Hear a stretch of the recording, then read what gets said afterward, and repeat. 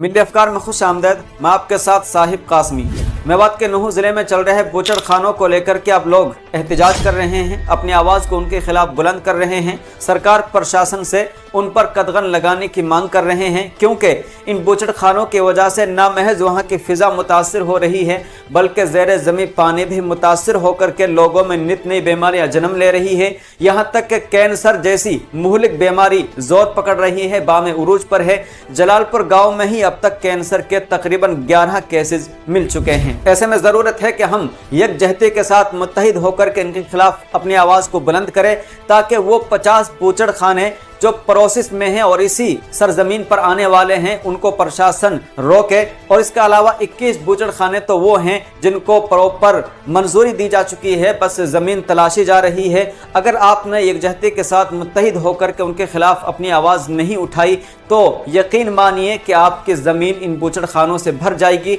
और फिर जिस तरह मुहलिक बीमारियां जन्म लेंगी, आपकी आने वाली नस्ल भी उन बीमारियों का शिकार होगी और ख़ुद आप भी शिकार होंगे, आपकी सेहत मुतासर होगी। इस वजह से ज़रूरी है कि इनके खिलाफ एहतजाज किया जाए, अपनी आवाज़ को बुलंद किया जाए, सरकार प्रशासन से मुतालबा किया जाए। न यहाँ मज़ीद बूचड़ खानों की ज़रूरत है, बल्कि जो बूचड़ खाने चल रहे हैं उन्हें भी यहाँ से निकाल बाहर किया जाए, क्योंकि ये आबादी क्षेत्र इलाका है। यहाँ पर इस तरह फैक्ट्रीज़ को खोलना, इस तरह बूचड़ खानों को मंजूरी देना यकीनन ये मेवात और मेवात वासियों के खिलाफ एक साजिश है, या फिर ये बहुत बड़ा एक इनके साथ धोखा है कि बजाय इसके कि मेवात को डेवलपमेंट की जहाँ ज़रूरत थी, तरक्की की ज़रूरत थी, इनको तरक्की देते, यूनिवर्सिटीज़ देते, कॉलेज देते, स्कूल देते, या फिर दूसरी एजुकेशन से रिलेटेड संस्थाएं यहाँ आती, या फिर ऐसे कारखाने दिए जाते कि जिनमें मेवात वासियों को रोज़गार मिलता। इन सब चीज़ों को नज़रअंदाज कर दिया गया, इन सब चीज़ों को मेवात के लिए नहीं दिया गया। हालांकि बरसों से इन चीज़ों की मांग थी, एजुकेशन की मांग थी,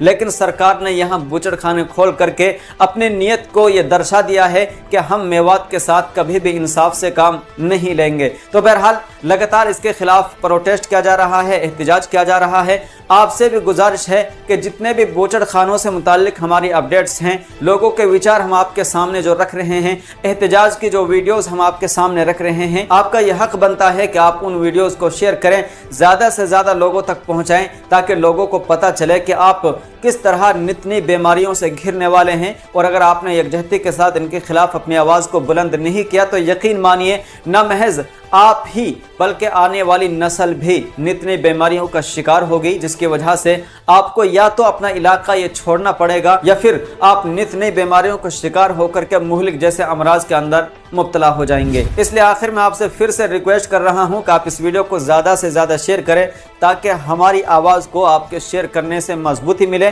और हम बुलंद तरीके से, मजबूत तरीके से अपनी आवाज़ को बुलंद करने के साथ साथ आपकी आवाज़ को, आपकी कौम की आवाज़ को और उन लोगों की आवाज़ को उठा सके कि जो इन बीमारियों से तकरीबन घिर गए हैं, जिनकी सरजमीन इस तरह के बाक़ियात से घिर गई है कि अब वहाँ ना फसल उग रही है और ना ही वहाँ का पानी साफ़ व शफ़ाफ़ है। अस्सलाम वालेकुम रहमतुल्लाहि व बरकातहू।